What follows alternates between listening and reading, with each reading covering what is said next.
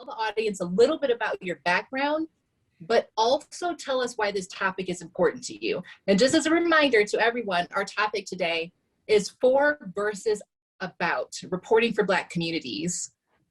So Greg, let's hear from you. Tell us a little bit about your background and then a little bit about why this topic is meaningful to you. Okay, it's really great to be with everyone today. I really like the work that Miss Mayhem is doing, so it's really a pleasure to be here.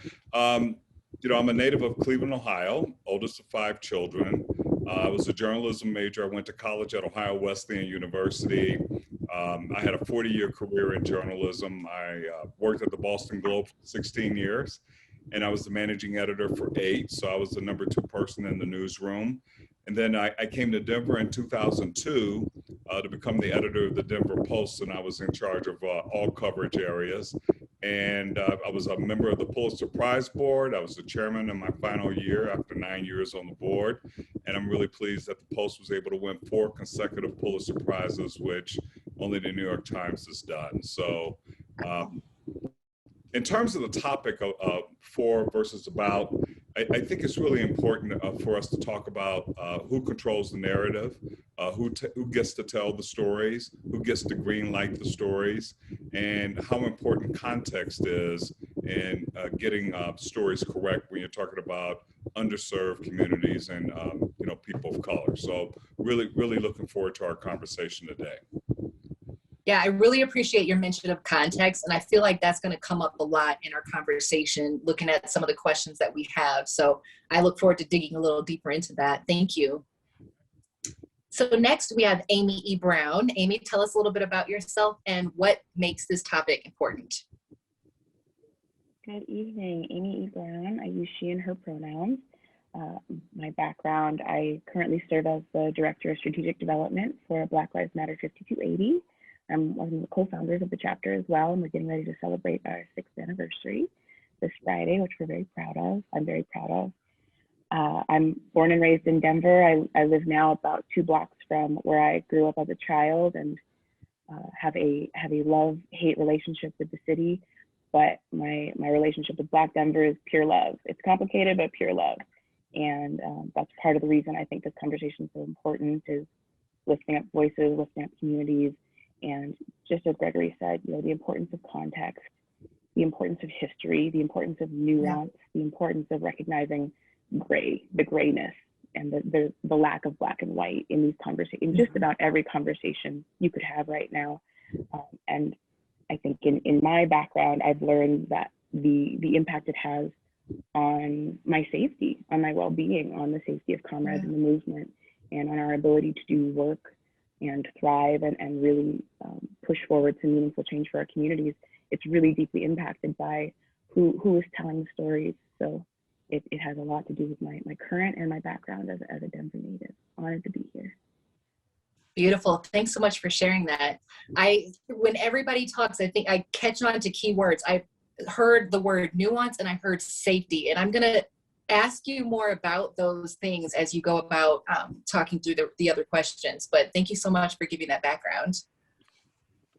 Chandra Whitfield is our final panelist, and Chandra, can you give us a little bit about your background and tell us about why this topic is important to you? Absolutely, and again, thank you. It's an honor to be here and be a part of this. I am a Denver-based multimedia journalist. One of the perspectives that I have is that I have worked in radio, television, newspapers, magazines, digital, and as of 2020, I've done a podcast. So I'm just a little, I guess I embody multimedia, even if it wasn't necessarily planned that way. So I do have the perspective of seeing this carried out in the form of radio coverage, television coverage, magazine coverage, and that type of thing. I currently am a freelance journalist. I've written for the New York Times, the Boston Globe, NBC News, the Huffington Post, Essence, Ebony, all of it. So my mantra is "We'll write for food." So that's why I have so many publications behind my name. And again, I told you I also worked in television and radio. This is important to me first and foremost because I am an African American. I am a Black person in America, and so this matters. The second reason I would say is because I've just kind of come to the realization that media is one of the most powerful, if not the most powerful, medium that we have. And so when you tell the story, people believe that, and it in turn impacts how people interact, perceive you, how people are treated in courtrooms or in other types of venues. So I feel like 2020 was a pivotal year. It's time to change the narrative. Yes. All right. So given what some of you already said in the responses that you gave, one of the questions that I had, I think is a really great one to start with. And the question is, how does the way that we see news coverage impact, how does it shape the way we think about historical events? So while we're thinking of things, while we're seeing things happen in front of us that's portrayed to us on the news or in the news, written in the news, and we're reading this information, we're taking this in, we're processing, we're making judgments based on that. And I know I saw that when I was watching all of the protests that happened last year. I was literally watching it visually on Twitter live. I was watching people go through this process of doing marches, and all over the country and all over the world, I could watch it live. But then I would see the news and I would hear something very different than what I was hearing from these people that were on the front lines actually, showing me what was going on. So I realized that there's a difference in processing different types of messaging from depending on where it's coming from. What are your thoughts when you see the way that things are portrayed, whether it be talking about history or talking about things that are happening now? What do you think the impacts are for people, and how do you think that the news should be thinking about that? So as you all are writing news, how should that be thought about? How should the news be considering that in the process of creating stories? And anyone can start. We'll do kind of popcorn style. I won't call you out. Ladies first. I'll jump in. And as I was trying to say in my intro, it matters because it creates perception, and perception, as we know, is reality. So it does impact how someone perceives someone. And I actually have one of my biggest story to date was a story that actually helped a young man get out of prison, out of a 10-year prison sentence. And I remember when I heard that story, it was kind of a really one-dimensional, limited story. And people would just turn up their nose, oh, those thugs, they deserve that, blah, blah, blah. But then as I did the reporting and I would fill in information, to your point, Krystal, people would go, wait, what? Wait, they did what? And that happened and what? But if I only told that initial story, which is what the mass media at that time was doing, they had a different perception. So facts matter, details matter. And as we look at discrimination is about dehumanizing people and taking away their humanity and their worth. And so I do think it plays out in real life. So as they say, whoever wins writes the story. So yeah. I think we should all be about fairness and justice and accuracy and looking at different perspectives as opposed to carrying out a narrative. Yeah. I think I appreciate what you just said so much, and I appreciate the question, Krystal. I think there has to be accountability in recognizing that what people hear from news outlets and reporters translates to action, translates to real consequences on the ground, be they positive or negative. And, in your point, Krystal, about what you were seeing on TV about the protests versus what was really happening, we had, there's legislation in states across the country legalizing cars driving into protesters now. And we've seen that here in Denver. We saw it in Denver last year, at least twice, on camera, at least twice. And some of the justification that those attempted murderers used was well, I saw these were violent protesters. These were violent people. There were violent actions. The thug narrative that's just pointed out, that's being used as a defense and an offense to attack people who are voicing grief, who are calling for rights and justice. So, you know, we saw the protesters who took over the precinct in Minneapolis. We saw people show up at that protest and shoot them because of the reporting they were hearing about violent takeovers, which we know was not the case. So I think accountability and the knowledge that what people hear the first time, a lot of times as we come through matriculate the American education system, what we hear the first time, we take as the truth. The thing we hear the first time, the version we hear of history and events the first time, is the version we believe. And that's not necessarily right, but it's true.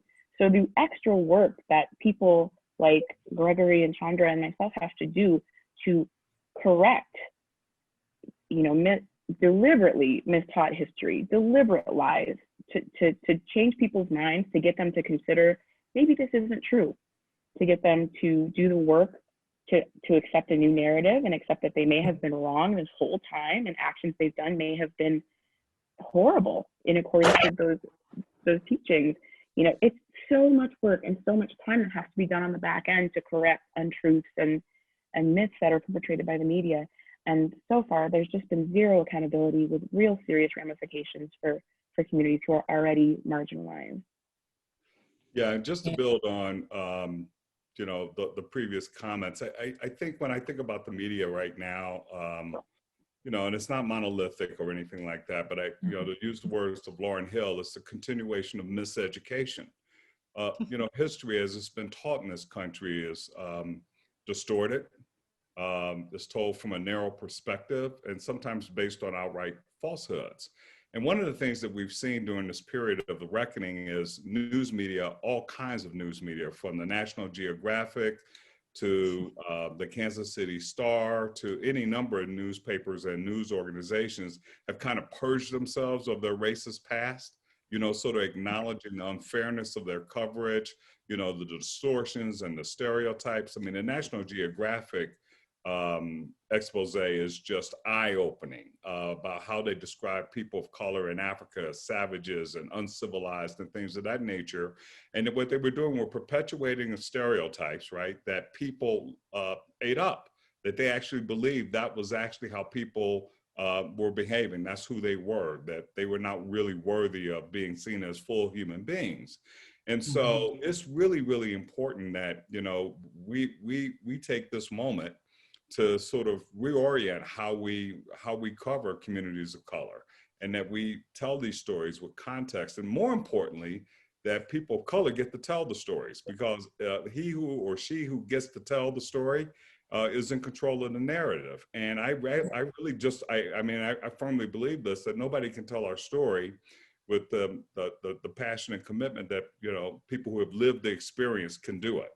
And so, like, when I'm watching CNN do coverage about, you know, protests in Minneapolis or St. Louis, and they end up putting the mic in the face of some really angry person who's on the periphery of the protest, and they're cussing and you know, spitting out, you know, all kind of epithets and things like that. That's not an accurate reflection of the people that are out there. There's a huge difference between anger and passion. And that's where I think a lot of times the context gets lost. Yeah, those are incredible responses. And, you know, one of the things that I think is important as we start looking towards changing this, I heard a couple of times the wording of accountability, but I'm curious, piggybacking off of that statement that was said, how do we hold people accountable for, you know, we've basically established clearly there's an impact to perception and actions based on what we see in the media or read in the news.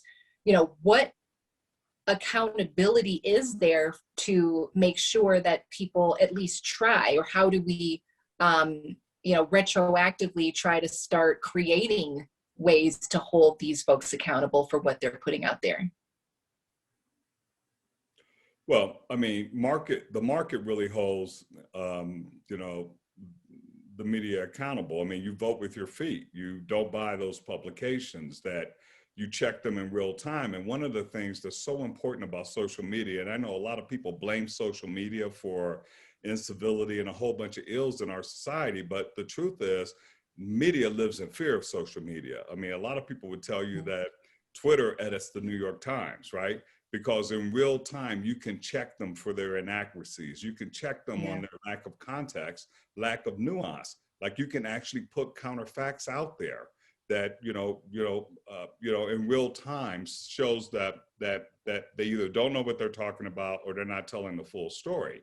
And so the way I think you hold media institutions accountable is to raise your voice in real time. Don't sit back and accept it. Challenge it, put your facts out there. Everyone right now has the ability to be their own publisher in their own time.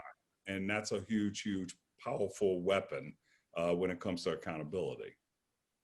Wow, that was a response I didn't expect to get. Social media is actually powerful. Very much so.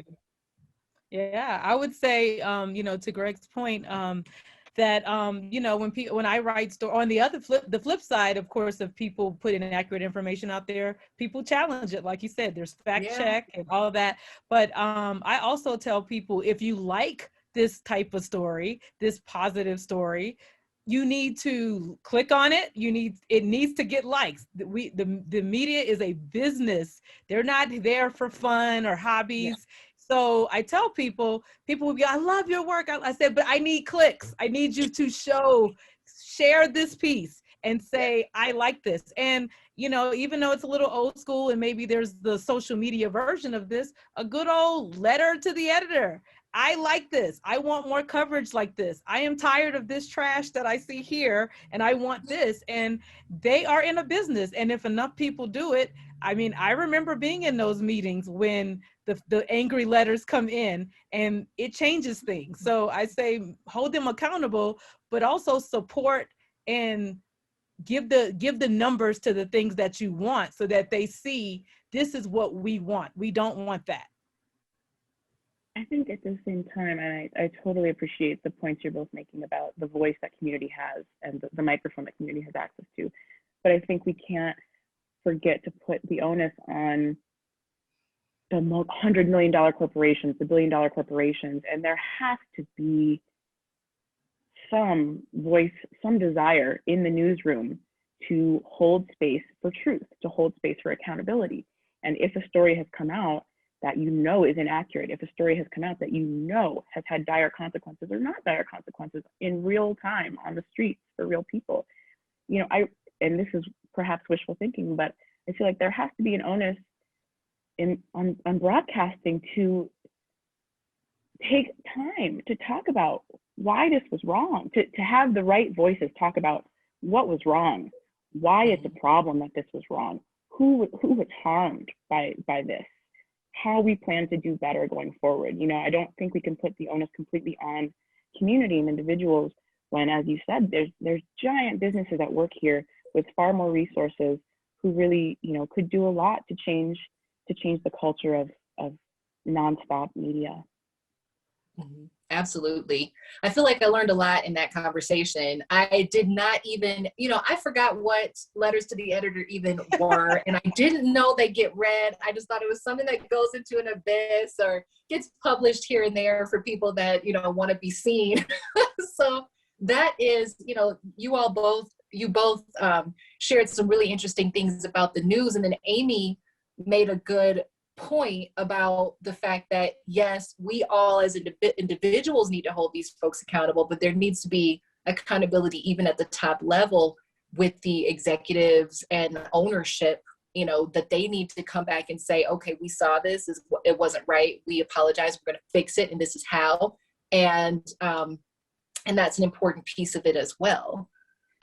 So as we kind of talked about what we kind of talked about what we value and what we want to see.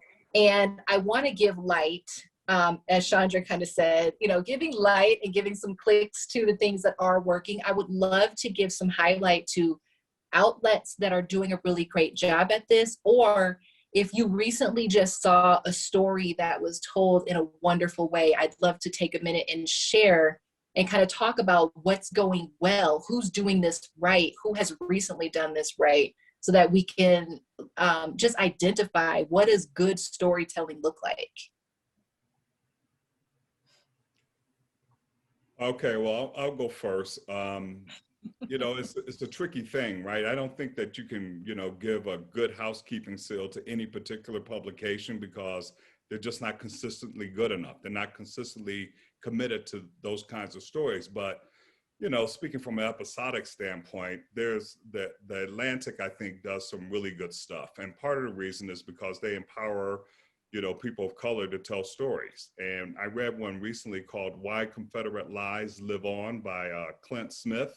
And it's just a beautiful story about, you know, he's been visiting cemeteries and prisons and, you know, different locations around the country to sort of understand how the story of race is told in America. And he went to a place where they celebrate Memorial Day and they recognize Confederate soldiers. And out of that comes this whole story about the Black experience. What does it mean that this country is still looking at those folks as heroes, right? Like, imagine if the Germans embraced the Nazis the way, you know, some Americans embrace the Confederates. There'd be an uproar. And it's just a really well told story. And I also want to mention Time Magazine is doing a special issue that's done exclusively by, you know, people of color on their staff. And there's an opening essay about how America, you know, has not really talked about race. And it's just a beautiful essay written, I believe, by a Black woman.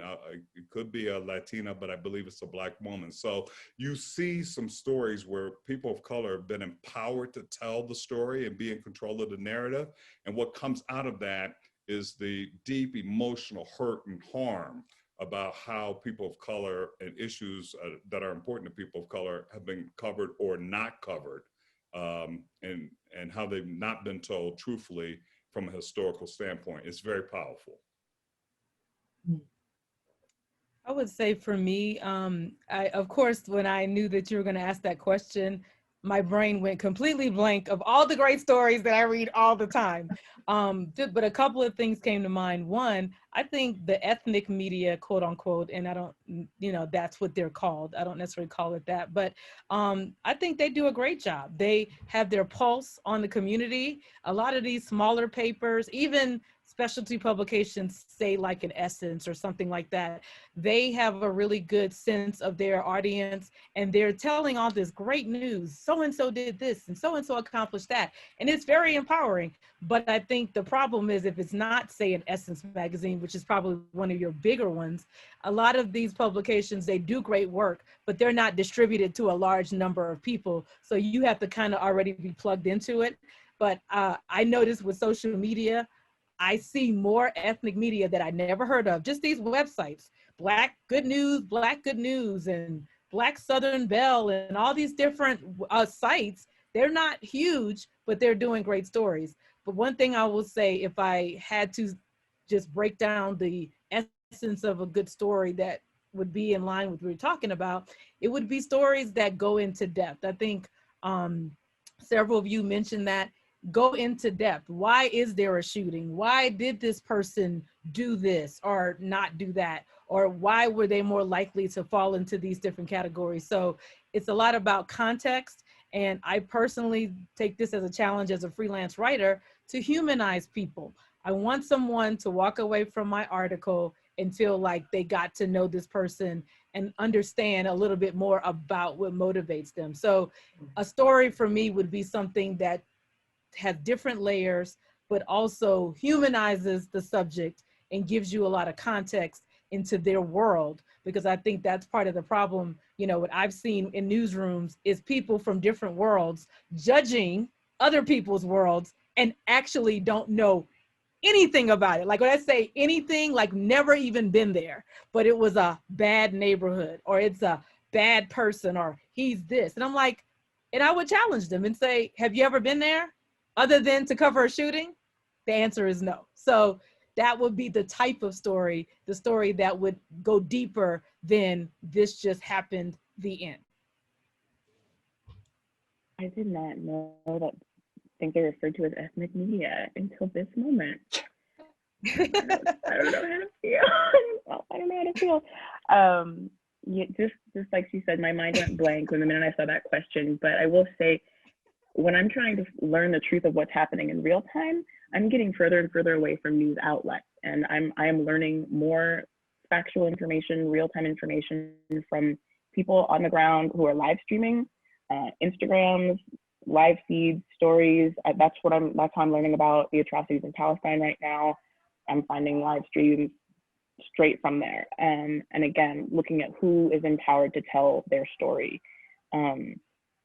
So I'm getting further and further away from actual outlets when it comes to wanting to hear real-time truth about things happening to marginalized communities. But I will echo, I learned so much reading time and time again some of the pieces from the 1619 Project from the Atlantic, and you know, I think the Atlantic has done a great job. But I defer to the journalists in the conversation about the most meaningful contributors to media right now. Yeah, I relate a lot to your answer. So I also used to subscribe to the Atlantic until I realized I can't read anymore. I'm in communication, so I spent too much time reading and writing. Their articles are like novels. So I'm unsubscribed for the moment, but they were the only place that I really enjoyed reading stories. Other than that, it's Twitter, it's TikTok. Like you mentioned the other day, I wanted to understand what the heck is going on. I feel like I was young the last time it was really in our consciousness what you just mentioned about Palestine and Israel. And I was looking it up, and I went to TikTok and I went to Twitter, and I did look at some videos in places like I think it was Vice and Vox and some of those very popular places where they explain things. I went to the Daily Show, but places where they explain and they don't just say what happened in the last 5 years. If they are only telling what happened recently, they're not telling the whole story. And I need things that can go deeper and give me longevity and go 100 years or 200 years and give me a little bit more than, oh, somebody just did this and this is what they're reacting to, because I think that's missing. I often ask my elders around me and say, did news ever tell you the history of things before, or did they just tell you what happened today? And they usually tell me, that they think that there was more context in the past, and in today, I just feel like the traditional news is not giving context. And while looking at things live, it's not giving us that deeper history either, but at least we can get it it's just a direct voice from the people that are experiencing things versus having it filtered. And I think that makes a big difference. Yeah, I'd just like to piggyback on what Amy said, because I think that's really important is, you know, one of the things that's happened with the internet and social media is you get much closer to the source. And I do think that just relying on established publications is not enough. To answer your question, no, the newspaper or television stations, they never tried to pretend that they were giving you history. I mean, I think that media is a very broad thing. And what I encourage people of color to do in particular, but really anybody that wants to get, you know, a more in-depth understanding and context, is you've got to read a lot of different media. You got to read books. You got to read journals. You've got to do oral histories. You got to be on the ground and actually go talk to people to find out what's really going on. So, like I said, I think everybody, you know, right now with a cell phone is a journalist in a way, and they're telling stories that if you can get connected in real time, like Amy's doing. I don't happen to use Facebook Live and things of that nature, but if you do that, depending on where that camera is pointed, you get a completely different perspective than the general distanced one that represents traditional journalism, you know, in America and elsewhere around the world. Mm-hmm. Nice. I think that can also cut the opposite way, in that some people think they're journalists because they have a phone. And I don't necessarily agree that they all are, but I do think that you can get closer to the source. And just to piggyback off of what Amy said, I will say that social media has grown to be one of my main sources, because I do tend to spend time with a lot of people who are well-read and very exposed. And so when they introduce these ideas, it encourages me to do the research that Greg mentioned. They'll say, oh, this isn't true, or they'll bring up a point, and it'll actually inspire me to go do the research. Right. Yeah. I do have a question that I will get to in just a second. I don't want to lose this thought. I do want to also I know that we're talking a lot about social media. We're giving some credibility to social media, but I also know in the past year, especially because I had a lot of time on my hands. So I spent a lot of time looking at the internet, watching people's experience. And I know that I had to actually shift my searches on purpose to get things that I wasn't seeing, because the internet does. And I did watch some documentaries this year as well that kind of explain this. The internet will show you what you want to see, and you'll never get diversity in that. And so I know that when I was looking at things, I was seeing certain things. I have a family member that I had some serious arguments with, because when they looked at the internet, they saw a completely different story. So it is putting us a little bit in an echo chamber sometimes, where we keep hearing ourselves back. And it's really important to try to get diverse opinions when we're looking at social media as well, so that we make sure that we're seeing multiple sides to the story and that we're seeing multiple facts. Because I know that with journalism, there's at least some accountability to try to fact check and make sure that you check some sources. But with social media, it is just that person's desire to put something out there, and you never know what their motivation is. So this question, I think it's a little early, but has anybody on this panel seen Amazon's The Underground Railroad? There's a question about an opinion on that. No, and I will not. I have not. I will not. Have not, will not. I heard about it on social media, but not watched it myself. Yeah, I watched it, but my wife said that she tried to watch it and it was so wrenching that she couldn't do it. She wasn't in the right frame of mind to watch that. She sort of described it as sort of the experience we had watching 12 Years a Slave. Like it's really wrenching. I read the book by Whitehead, and that book didn't strike me quite the way my wife was describing the experience of watching it, the first episode. But I do plan to watch it, over the weekend. I plan to watch it. Okay, yeah, I had planned to. Sorry, Krystal. Oh, what were you saying, Amy? A friend from our chapter and I were talking about this project and another project that are getting a lot of buzz right now, and just we were like, who are they talking to about what like Black folks want to see right now? Because we are not binging pain at all. We are not binging Black pain. If someone asks me like, what does the Black community want to see? Like, I want to see well-moisturized Black people drinking water in outer space.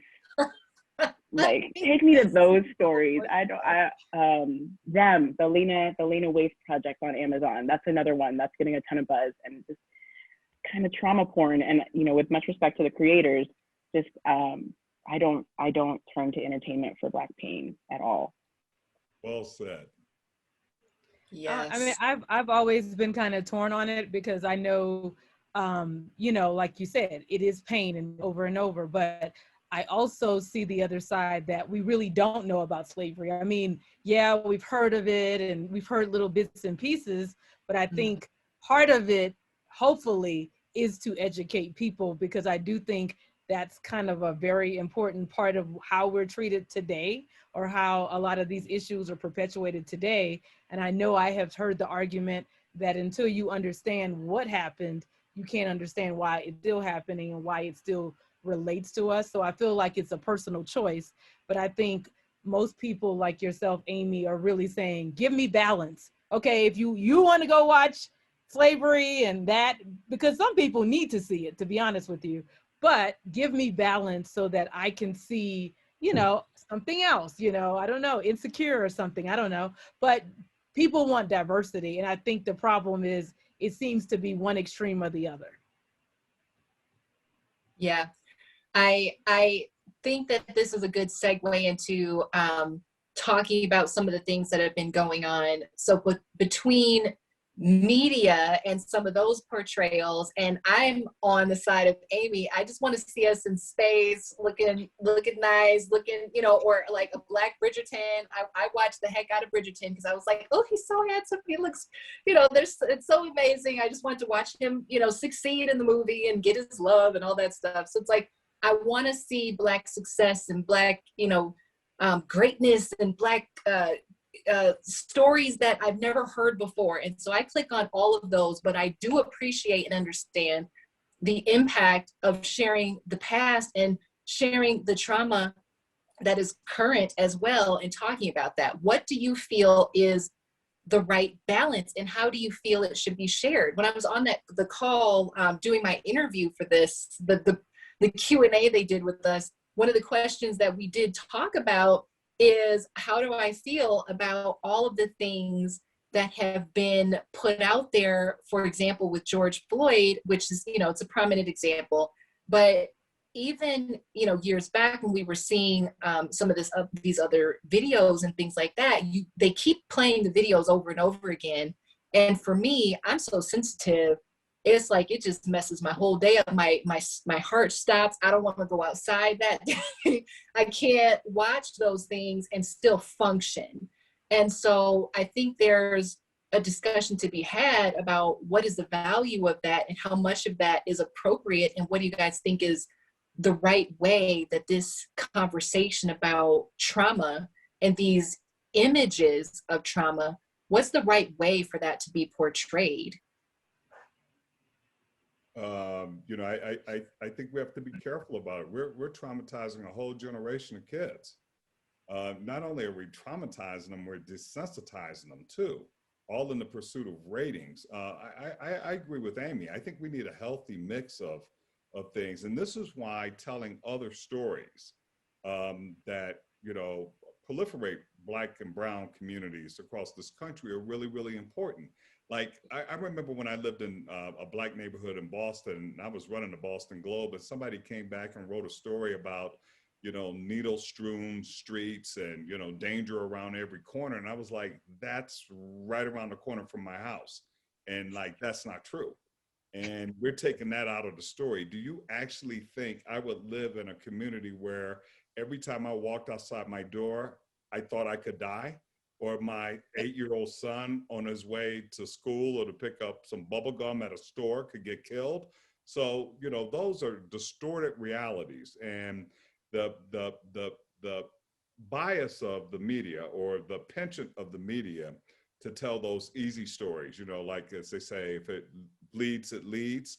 Like, big case of distortion about for the outside world about what it's like to live in those communities, but it begins to feed a pathology in those communities that's all there is, and that we're never going to be able to get out of this. And so, I want a diversity of stories, and I want something that reflects more of the reality of my day-to-day existence in communities where I live. And I've lived in quite a few Black communities, raised in one. Yeah, and I would say with my work, that's what I really strive to do. I think that looking for the stories that aren't being told, the reason I was almost late for the panel is I'm working on a story that's coming out tomorrow about Black people gardening.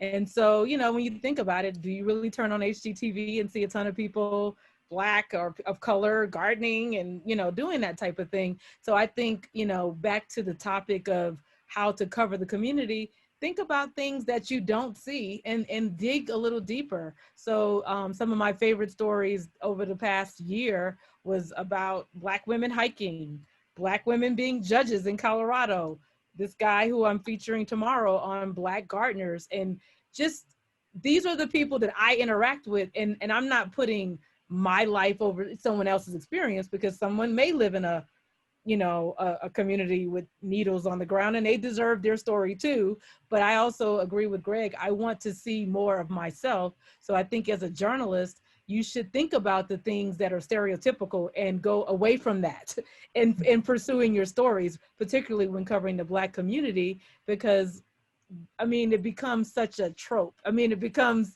so stereotypical, like you could almost write it in your sleep.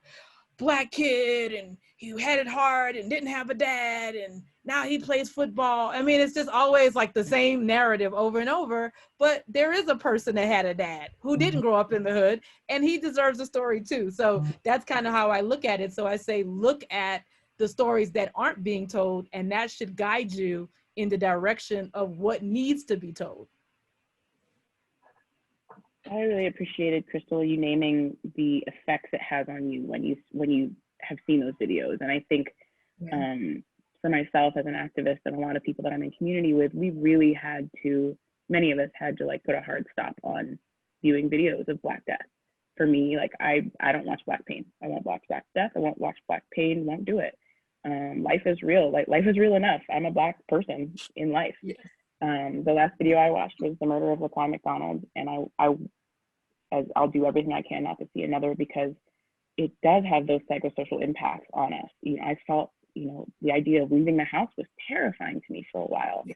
And, you know, the effect on depression and ability to hope and dream, those are really severely impacted. And, you know, I disagree a little bit with what was said before about how, you know, these stories need to get told and need to be aired in terms of, you know, the Underground Railroad and things like that. I think, you know, if the argument is that we need these videos of Black death or, you know, fictional stories and retellings in order to convince people of humanity or convince people of the wrongs that are occurring, you know, I think that's untrue. Actually, you know, we have postcards, pictures, evidence of horrific, graphic lynchings. You know, sadly, we have hundreds, if not millions of hours of real-time evidence of Black death and brutalization against people and women and trans folks. And, you know, we have real-time footage of what's happening to Palestinians right now. You know, like I don't think people who want to know the truth about humanity and history need to see George Floyd murdered to know that truth, or to be convinced of his humanity or the cruelty of law enforcement. You know, I don't think that's actually true. And I don't think it serves that purpose. And I'm more concerned with the ramifications that you mentioned, Krystal, in how we've normalized watching Black death, and how a lot of Black people and marginalized people have lost control of their narrative, even in death, which I think is stripping them of their agency. That was an interesting comment, that they lost control of their narrative now. I know it's definitely, this whole conversation is something that is, I think I hear a lot of people, I have heard a lot of people over the past year talk about it. I think it's definitely something that everybody has a stance on either side of it. I definitely kind of lean more towards, I think that it's important that these things exist and that people should be able to find it. I feel like somebody should be able to say, I want to see that was real, and they can go find it. They can do the trauma thing on their own, but I do feel like I would like to be able to control my experience of it a little bit more. So for example, I remember looking at a story about Ahmaud Arbery, and I saw the pictures and I was like, I just wanted to know what happened. I didn't want to see that right now. And that night, my husband decided to leave in the middle of the night and go get the mail. And our mailbox is a couple of blocks away. So I heard him leave. I saw him out the door and he didn't answer his phone. And I was freaking out for all of 15 minutes while he went to go walk to get the mail. I almost cried because I was in a panic over what I had seen. And just feeling like, oh, my husband's out at night by himself. He should not be, even though that incident didn't even happen at night. And so for some people like myself that are just oversensitive, I would love to just be able to say, click here if you want to see it, so that I can uncover it if I'm ready for it. And if I'm not, I can just know that you just told me what happened and I get it. So the next thing that I'm gonna kind of go a little bit back to the newsroom, since part of what we're talking about here is the discussion of, you know, what's going on in newsrooms. And we have two people that have been in newsrooms for a long time, and then two people who have been viewing this from the outside. So we have a really good, I think, diverse panel of opinions here to talk about this. I want to talk about, so I looked up some stats. I didn't get an exact statistic, but the closest I could get was a 2018 Pew Research study said that newsrooms are less diverse newsrooms are less diverse than US workers overall. So it definitely has to have an impact, I would assume, on how these stories are being told and who's telling these stories. And in my discussion, when we first talked about the panel, we did have a discussion about how there are many times that there are white people telling stories about Black experiences and the Black community, or, you know, things like Black trauma. So I want to talk about that experience of, you know, what's going on in these newsrooms. And I'm going to keep it kind of broad. So talk a little bit about your experience with diversity in the newsroom. And that's a little bit for Greg and Chandra, but for Amy as well, I want you to think about, you know, what are some of the things that you think are the impact of that? So if newsrooms are not as diverse as the population overall, how does that impact what we're receiving? And what do you feel about white people telling Black stories, and how should they be telling those stories in a way that makes it most appropriate? I think there's definitely a blind spot. I've been in a lot of different newsrooms, and as a freelancer, I work with even more people because it's constant, you know, kind of revolving door of different editors and stuff like that. And I think it matters. I mean, you know, when I first moved here, I got to meet Greg Moore, and I was shocked. I was like, Denver Post has a Black editor-in-chief. And so I think it matters. It matters with hiring. It matters even with hiring, like just giving certain opportunities or seeing potential in certain people that get overlooked. It does make a huge difference. And I would say some of the bigger jobs that I've had, I had a connection with someone who knew me outside of just this moment of a job interview. And it helped me get in the door to tell the stories that, you know, we're talking about. But ultimately, it is making a difference. I wrote a piece recently about, you know, just the fact that in many cases, the people of color are the last hired and the first fired. The downturns in the economy have obliterated the diversity numbers, and we need to be very clear on that. And so I'm actually working on a project right now to support freelance journalists of color, because what's happening is journalists are getting laid off unexpectedly, 25 years, 30 years, 40 years, and then they think, oh, I'm just gonna freelance. Well, freelancing is not the same as having a regular job. And so you get out there and realize it's a whole different ballgame, and then people just quit the industry altogether. And what's happening is, so that leaves no voice, no voices of color, no women, no LGBTQ, and all that type of thing. So I do think that we need to advocate for that. And I will say, it being in a newsroom, you need an advocate. And many times people don't understand. I think the problem with this whole topic that we're talking about is that people have blind spots. We all do.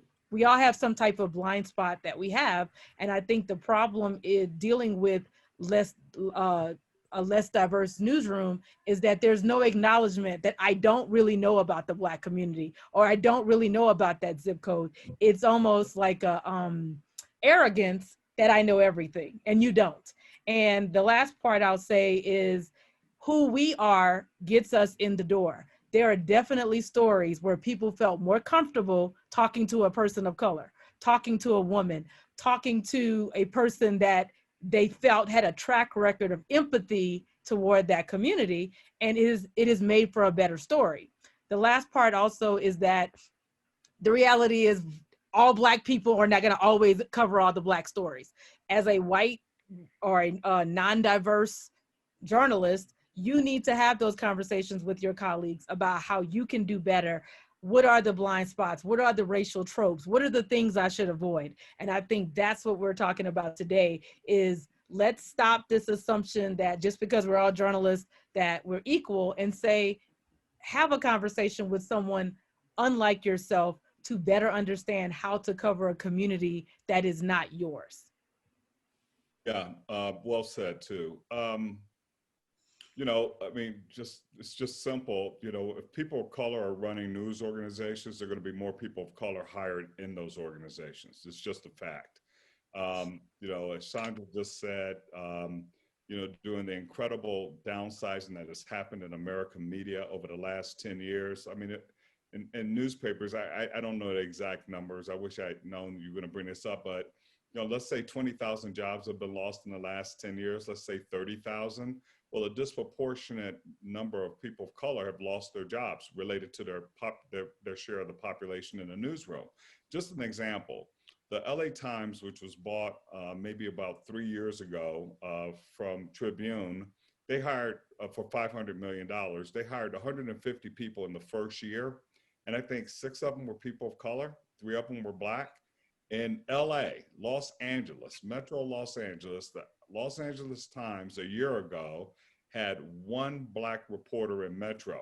And that was the reporter that covered Nipsey Hussle when he was assassinated, okay? And she had to fight to get that story covered. Why? Because the white editors didn't even know who the hell he was, okay? So that's the issue. And so, in these newsrooms now that have been decimated when it comes to diversity, maybe they have 1 person of color, a Latino or a Black person in the newsroom.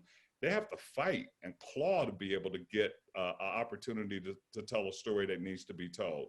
And worse than that, these newsrooms have been so decimated that they can only cover the daily story, the shooting, the fire, the car wreck, the plane crash or whatever. The idea that they would have 2 or 3 days to really go in and do an in-depth story that, includes nuance and context, the things we've been talking about, that's been lost all across the country. So that not only are a lot of stories not being told, I think people who are there now are just frustrated that they don't even have the time to do any in-depth journalism that would make any real difference in people's perception about what's going on in the communities they live in. It's a tough situation that we're in right now. Yeah. I wrote down three points, Krystal, to the part that you directed to me, and to what Greg, one reporter in the newsroom, like that really, when there's only 1 person of color or 1 Black person, and they're serving, whether they want to or not, they've been given that token role. Even if I do get to tell my story to that Black person, it's very rare that they feel safe enough to report on it in an honest way. Like in the way that I tell it, it's probably not going to go over great in an all-white newsroom. And so, needing more than a token, needing more than single digits, like we need Black environments for Black people to feel safe telling the myriad of Black stories. These are hard stories to tell. And in terms of, my experience with the need for Black journalists and journalists of color, because my work in BLM 5280 is the main reason that I engage with media and media wants to engage with me, I don't imagine a white person you don't know calling you to talk about white terror, asking for your thoughts on an act of white terror that you experienced or your community experienced. It's kind of like you said, I know it all. Why wouldn't you want to have this conversation with me? I'm the best person to have this conversation. I don't want to talk to you today. I don't feel safe talking to you. These are vulnerable, hard conversations to have. The least you can do to make me feel comfortable and safe in sharing this experience is let me talk with someone who looks like me, who shares some of this experience with me, who understands, a look I may give, a reference I may make. These are not easy conversations, and they're very vulnerable. In the pre-interview, I told Madison, I had an interviewer ask me, what was 2020 like for the Black community? And I was like, it was a horrible year. And she said, I thought it would have been a great year with all the people that got in the streets. And I had to tell her, you asking me to explain to you why 2020 was rough on Black people is violent. It's violent. It's bad for my health. It's bad for my mental health. I'm not going to do the labor to detail for you the Black traumas that were experienced in 2020 in disproportionate levels to other communities. Google it. You can literally Google this question. And that's your job. The other thing I'll say in terms of the need for Black journalists and kind of where I've seen my ability to fit into that conversation is I have an ability to advocate for folks who haven't gotten those spots yet, who haven't gotten published yet. When a publication wants to talk with me and I say, I want to talk to a Black person, I want to talk to a Black person who's not a man. If they don't have that person, they need to do work to get that person. And I get to do the work of like, here's some great people I've worked with before. Here's some numbers that you can reach out to. And, you know, what steps can I take to advocate for spots for my folks in those newsrooms to make sure I'm letting you know, no, I'm not going to give you the clicks unless you're putting my folks on the story. You know, I think there's sorry if you're hearing the background noise of my toddler, but that's we're all at home. We're all at home. This is life. But those are the things that I jotted down as I was listening to you all talk about it, because I do think both sides of the table can really support each other in these moments. Yeah, I think watching all of this, and I didn't realize all of those stats about the newsrooms. I remember a few years back, because I've been in PR for several years, and I remember my bosses were all about the Denver Post, and they're like, I want to get in the Denver Post. And then I remember seeing this news piece that showed all of the missing bodies of all the people that had just been let go. And I was like, I think they're going through some stuff. I wouldn't rely on, you know, getting coverage with them right now. But I had a minute understanding of all of the things that had been going on and all of the reductions. My husband years back, many years ago, it's been a long time, but he was in radio, and they had mass exodus in radio, where he worked in news talk radio. And they just, one day he just got a slip that just said, you've been laid off. And so tons of people just got laid off in this mass exodus, people I used to listen to. And so it was, I guess over this past couple of decades, I guess it's been a lot of change, but I didn't really realize how much it impacted that diversity aspect as well. I know that I did want to share an example I recently saw. And one of the things that I think, you know, when these stories need to be told, if a white person gets, you know, given the assignment to tell a Black story, I just really appreciate if they do have to tell that story because it's an assignment of theirs, that they ask Black people for, you know, really great insights and ask for diversity, you know, find diversity in those Black voices as well, because we're not all the same. I really appreciated one that I just saw where I was sitting up at night and I watched an episode of John Oliver, and I actually watched the first 4 minutes, and then I grabbed my husband and said, let's watch this together. It's funny. And I don't even like his show, but he was covering the topic of Black hair, and he did an amazing job at it. And it was clear, because I heard words in his script, he talked to Black women about this. I was like, he did not just read some articles or watch some news stories and clip it together. The man got some real advisement, and they wrote his script. And so things like that are positive examples of, at least if we do not have the diversity, at least trying to get a collective voice within it, so that while you are not, you know, as experienced as possible, to try to find that experience and outsource that to be a part of that story. Until we can get some additional, just better diversity in general in leadership and in the newsroom. So I have another question here that says, I would love to hear how news coverage today translates to how we view historical events in the future.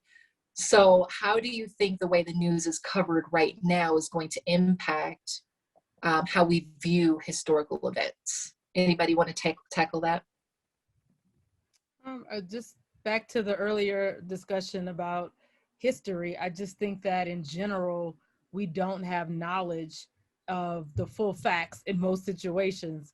And it really, you know, as my co-panelists have said, it depends on who's telling the story. So I do think that the media that we're listening to today is setting the foundation for people's understanding of what 2020, for example, was about. What were these people in the streets for? What was the real issue? And I do think that that's why we need more accurate coverage and more thorough coverage, and we have to be more proactive with reading multiple sources, because it will make a difference on how people perceive what is happening today. And I think for some people, it was an awakening. It truly was. I laugh and, I said in my interview, I found it humorous that people discovered racism in 2020. That's, comedy to me, because as my panelists have said, this is life. I'm not Black and a journalist and a woman and all these separate things. I live this life every day. But anyway, I would just say that I think that we need to make sure that more people understand what is actually the core issues that caused the uprisings and the demonstrations and all of that, because we will be having another situation like, what is it, January 6th, because of misinformation that is spread and not checked, not fact checked at all. I don't know if I would, put the modifier in their news coverage necessarily, but I think the events of today, how they're going to be looked at historically, is they're going to be looked at as more real, more honest, because of the cell phone. I mean, like, it's undeniable. I mean, like, if you just look at, what's going on with these Karens all around the country, just acting a fool, calling people out, threatening people, telling lies, calling the police on Black men that aren't doing anything to them, knowing full well if those cops show up, there's a really good chance that person's going to get shot, right? Like, nobody would believe that. Like, 10 years ago, nobody would believe that stuff, right? That these women are actually, accosting people's kids in front of their Black parents and think they can get away with that nonsense.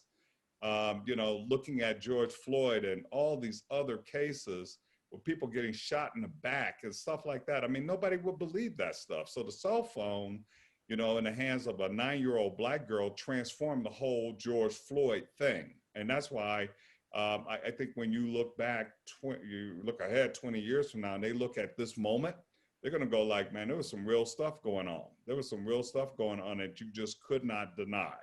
And that's really different than what, we experienced in the 1960s and the 1970s and the 80s and the 90s. So I think that's going to be a real difference maker when we look back on this period. Mm-hmm. Another question that we had is, I'm going to read it off to you all. Someone mentioned thinking about things that you don't see when choosing stories to cover. What specific stories do you think currently aren't being covered enough? Well, as someone who is doing local work as part of a global movement, I think frontline local stories from local frontline people and movements are not told enough. It's, the national headline or the national org, people take bits and pieces of what they see from, that group's Twitter or that group's press releases and translate that to everyone who's doing work on the ground and the communities on the ground, which, it just doesn't translate. So I think, local stories from local movement folks are deeply missing. I am going to keep talking about Palestine tonight because I want people to be looking into it, but I do not think the truth and the depth of the history that has caused the current genocide we're seeing in Palestine is told enough. Even now as it's happening, it's not being covered enough. And the other stories that I think are really underreported are the horrific numbers and the amount of violence experienced by the Black and Brown trans community, Black and Brown trans women. I don't think the public really knows nearly enough about how much violence that community is faced with, merely for wanting to and having every right to exist. So those are my top 3 right now. Yeah, it's really hard to top you, Amy. I think redlining continues in this country. I just read a story about a Black woman that was trying to sell her house, and the appraiser appraised it like $50,000 below what she thought the value was. So she had a white friend come in the house, took down all her pictures, and the house was appraised at $60,000 higher than what it was originally appraised at. That exists every day. So redlining, income inequality.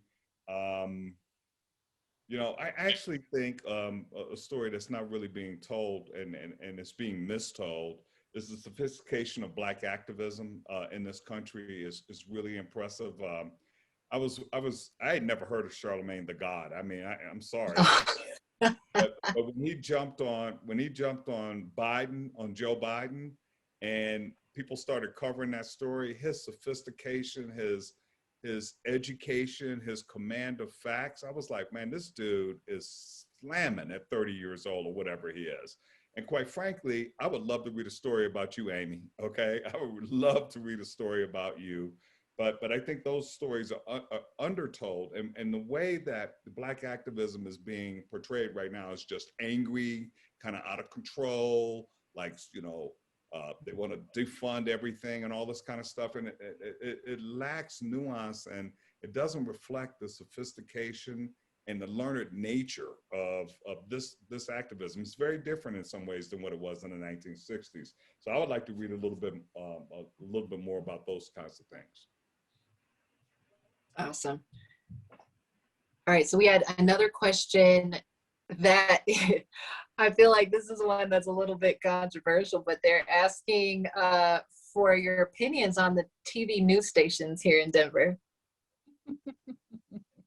Amy?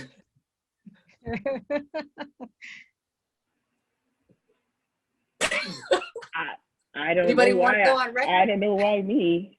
I've had, you know, I'll be honest with you. I've had really unfortunate experiences with them in terms of telling and mistelling stories from our chapter, stories from atrocities that have happened to community that we're activating around. I had, when Colorado was voting to pass Amendment A and remove slavery from the Colorado Constitution, pamphlets were burned on my front door, and the reporting that it was an experience. The reporting that I experienced after that was horrific and really and again violent. So I unfortunately I've had negative experiences with, it's the top 5 with the main 5. But I've had great experiences with Miss Mayhem. Miss Mayhem told, I had a great interview, really truly a nuanced, slow paced interview with Miss Mayhem a few months ago that was so refreshing to read, an interview that I did, and I'm like, that does sound like the conversation that we had, and we did have a conversation, and I appreciated it so much, which is a lot of the reason I wanted to come and do this panel, because it was so rare to feel heard and accurately represented, and feel someone being patient with me in an effort to really hear what I was trying to communicate. So I can say that. Very good.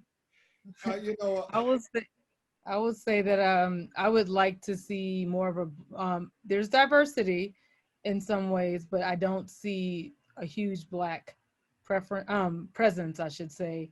And I've never worked full time in any media capacity here, so I don't know that kind of behind the scenes type, but just in ramblings and discussions with other journalists, there isn't a sense of empowerment in the as far as Black journalists here in the newsroom, whether it's in front of the camera or behind the camera or making decisions.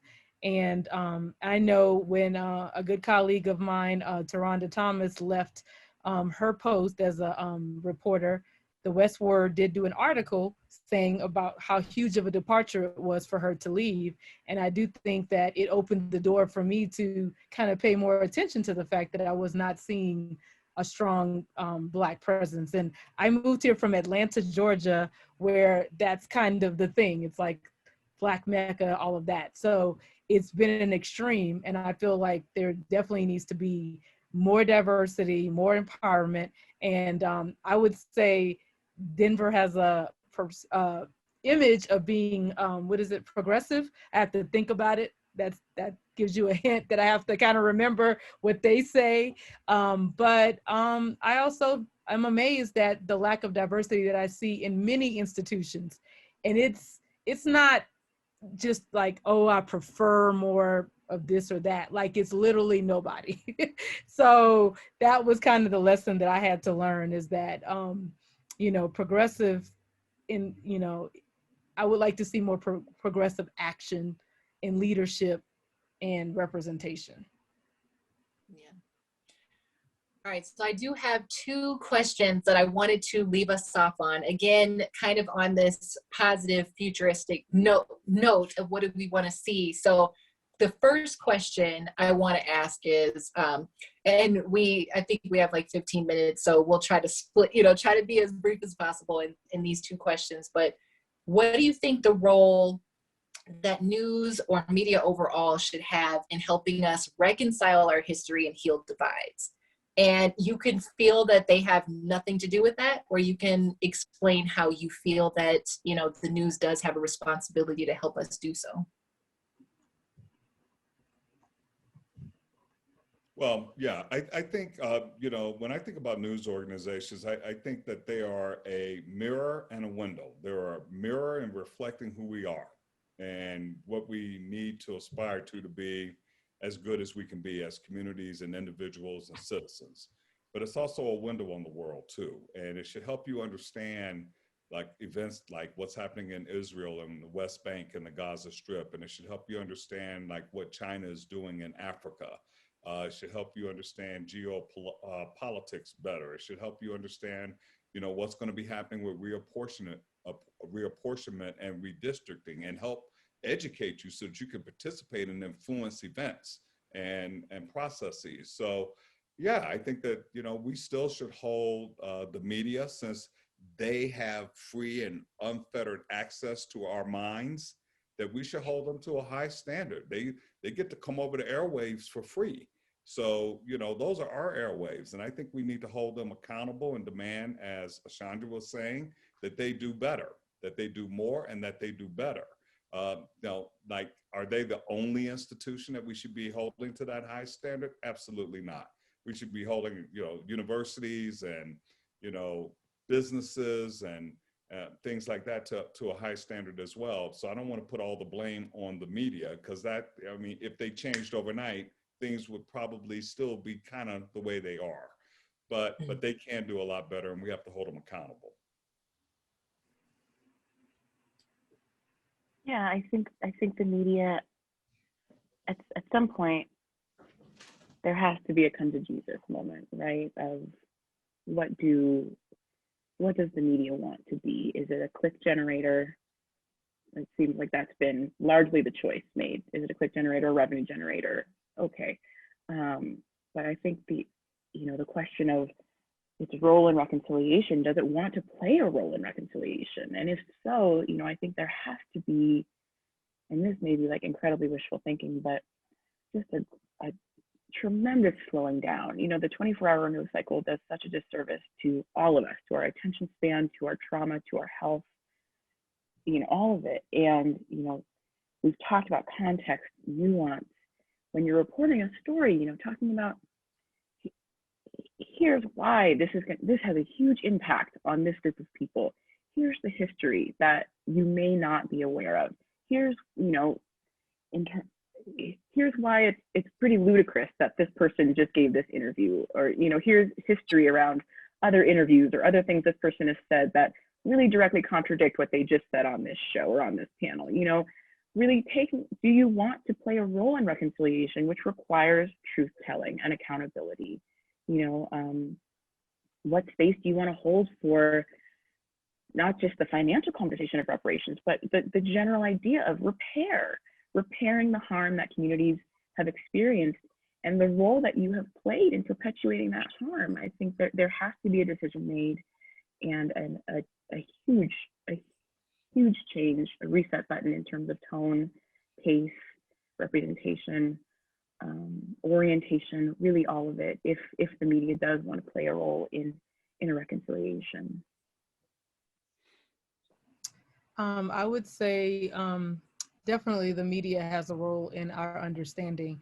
And like I said, I've seen it with my own work. I've seen it with other things that I follow, where I learned things and got context and got information that changed my perspective about something. So yes, I would say definitely.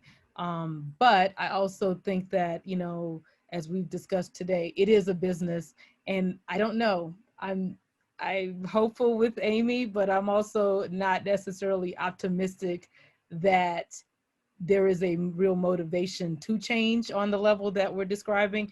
This is a business and there's a payoff right now. There's ads, there's money. And I mean, and the sad thing is I hear people in the Black community complain, but you clicked on it. You clicked on the Kim Kardashian story. So you are actually part of this problem because it's a payoff in this mix here. So I think that if we were to change, it would be deconstructing all of us. Like we would all have to kind of rethink how we do things and what we react to, because, you know, we talk about the if it bleeds, it leads, but so many people want to know about the bleeding. So I think that we would have to deconstruct it, but it's a powerful medium. And I do think that we just have to be hopeful that there is always going to be that group of people who want the truth, who want the knowledge, who want the facts, and who want the context. And to some degree, we just have to focus on that group. Yeah. All right. So my final question that I want to leave off with is, in an ideal world, how do you envision the future of the news media? What is your, if you could just reconstruct it today and make it the way, you know, form it the way that it should be, what would that vision look like?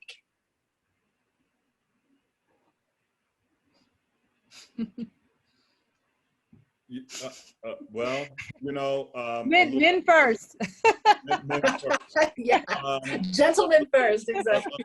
Gentlemen first. A little bit back to the future. I would love to see a reemergence of strong Black local media.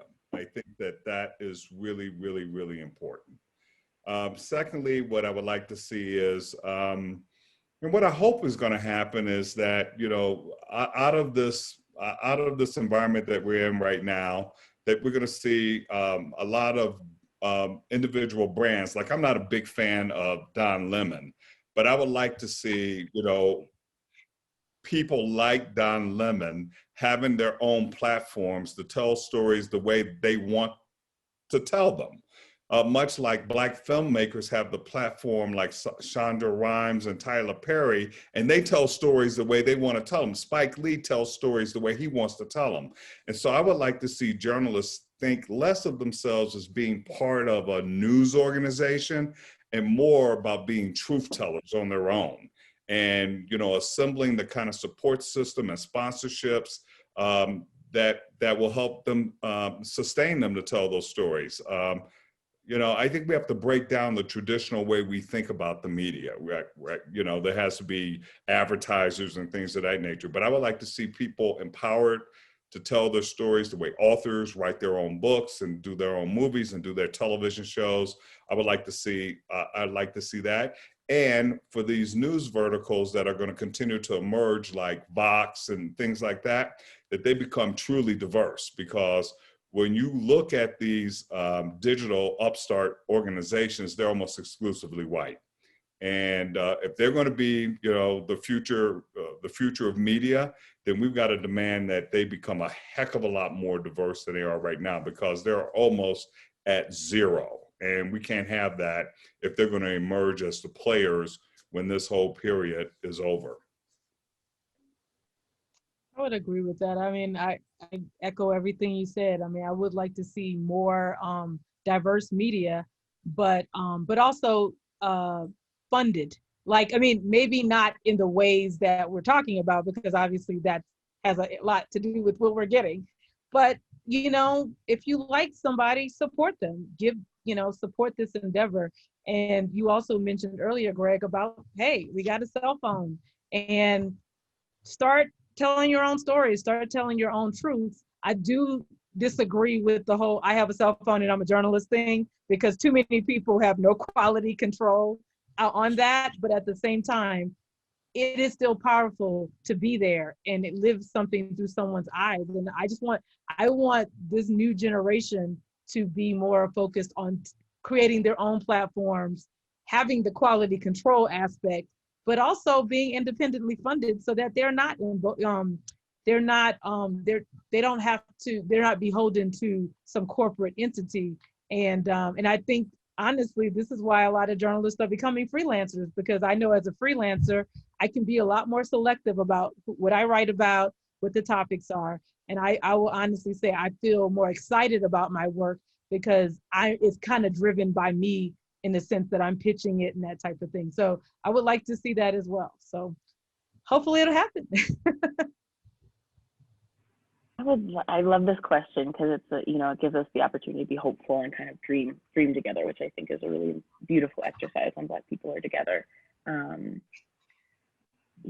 would love for it to be more like this. I would love for the pace to slow down. I would love for conversations to be happening outside. I would love for conversations to be happening in living rooms. I'm so tired of the like space station type desk settings with 8 million screens and graphics and the stock market ribbon ticker and like how many pieces of information can we cram in. I want to hear the story from the living room or from the front porch of the person the story is about. I want to see little Black girls with puffs telling their story about their fundraiser or their, I don't want to see the story about Karen calling the cops on the Black girl. I want to see the Black girl talking about her fundraiser and what she's doing with her school. And, I want that. I want, stories that are wrapped in positive intention. I want stories that take the time to look back and look forward and recognize that they have an impact on both and a responsibility to both.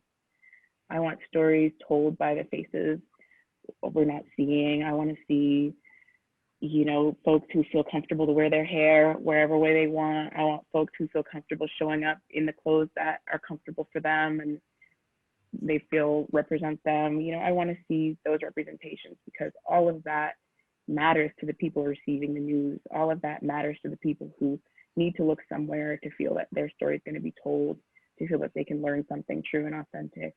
So those are all on my wish list, and I don't think it's impossible. I don't think it's impossible at all. I relate so much. I think every time you talk, I'm like, I relate so much. But the